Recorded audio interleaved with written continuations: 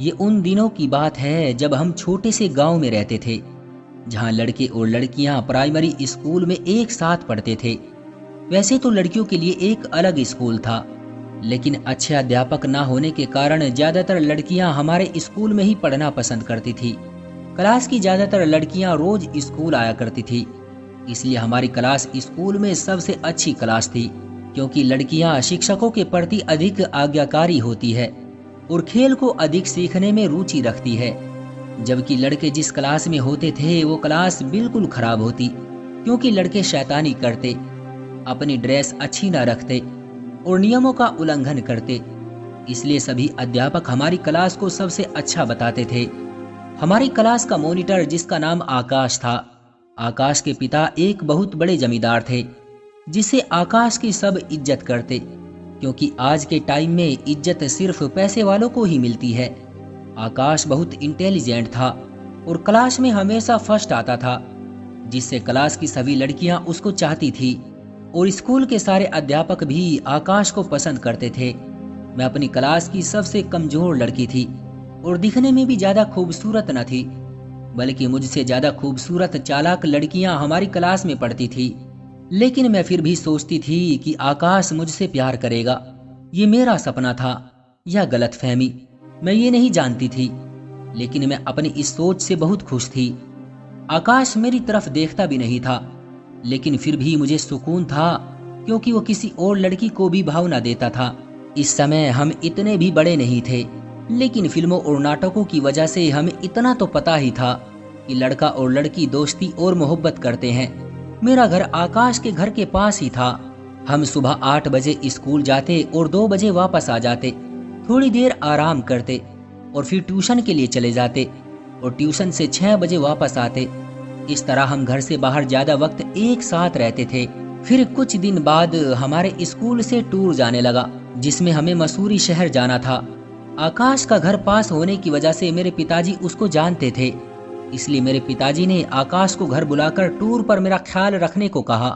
और उस दिन आकाश से मैंने पहली बार बात की और टूर पर मुझे उसके और नजदीक आने का मौका मिल गया, क्योंकि आकाश का कुछ सामान मेरे बैग में था, जिसके बहाने हमारी बात होती रहती। और टूर पर हम 5 दिन साथ रहे। ये 5 दिन कब गुजर गए मुझे पता ही न चला, मगर इन 5 दिनों में मैं आकाश के बहुत करीब आ गई। अब मैं बहुत खुश थी, क्योंकि मैंने आकाश को अपना बना लिया था। अब हम रोजाना क्लास में मिलते, मगर कोई हमारे घर पर ना बता दे, इसलिए बहुत कम बातें करते थे। अब हमारी परीक्षा की भी तारीख आ गई, तो ऐसा लगा कि अब हम बिछड़ने वाले हैं। परीक्षा के वक्त भी आकाश ने मेरी बहुत मदद की और परीक्षा के बाद स्कूल में ही शिक्षकों की तरफ से एक अंतिम पार्टी हुई। वो हमारा बिछड़ने का दिन था। मुझे नहीं पता था कि फिर कभी हम मिल पाएंगे या नहीं। इस दिन मेरी आंखों में आंसू थे और आकाश की आंखें भी नम हो गई थी। और फिर आकाश ने बॉयज कॉलेज में एडमिशन करा लिया और मैंने गर्ल्स कॉलेज में। अब हमें मिलने का कोई मौका नहीं मिलता, क्योंकि आकाश के कॉलेज का टाइम 9 बजे और मेरे कॉलेज का टाइम 8 बजे था। एक दिन मैंने आकाश को कॉलेज जाते टाइम मंदिर से आते देखा। वो रोज मंदिर जाता था, इसलिए मैंने अपने कॉलेज के लिए घर से 7 बजे निकलना शुरू कर दिया और फिर से हमारी मुलाकातें शुरू हो गई और हम छुप छुप कर मंदिर के पास मिलने लगे। मैंने 11वीं की परीक्षा दी, जबकि आकाश इंटर में पूरे जिले में प्रथम आया था। मेरे 2 भाई भी थे।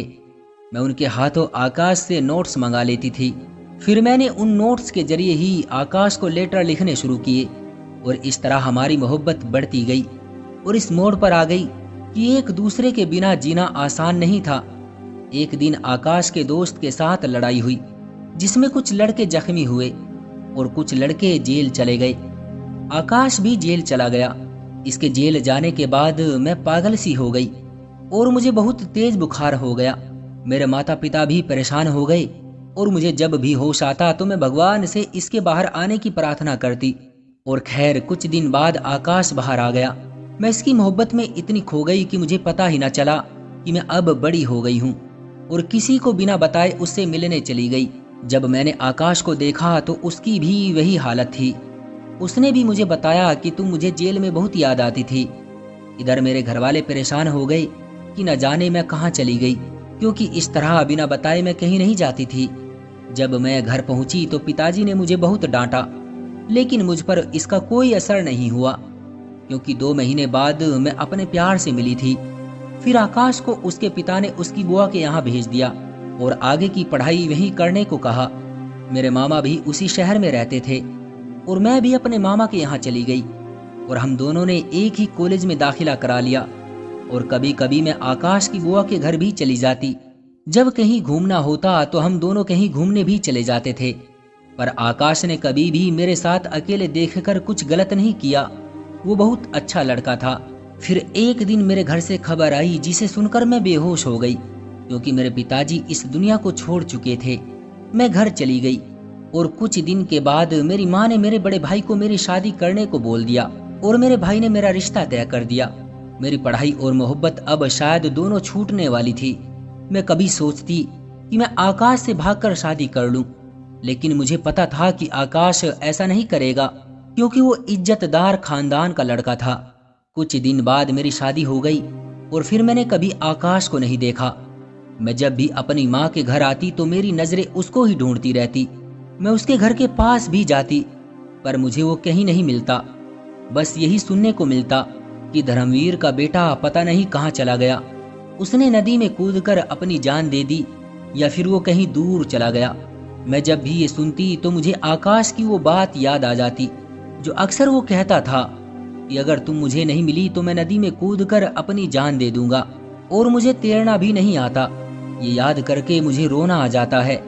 आज इस बात को 40 साल बीत गए। मैं बूढ़ी हो गई हूँ, लेकिन आज भी मेरे दिल में आकाश के लिए मोहब्बत और उसको देखने की चाहत उतनी ही है जितनी पहले थी, मगर मुझे आकाश कभी नहीं दिखा। तो दोस्तों, ये थी हमारी आज की कहानी। आपका क्या कहना है इस कहानी के बारे में? कमेंट करके हमें जरूर बताएं।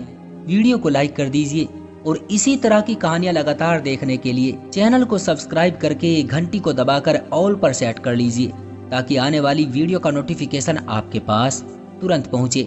मैं मिलता हूं आपसे अगली वीडियो में, तब तक के लिए धन्यवाद।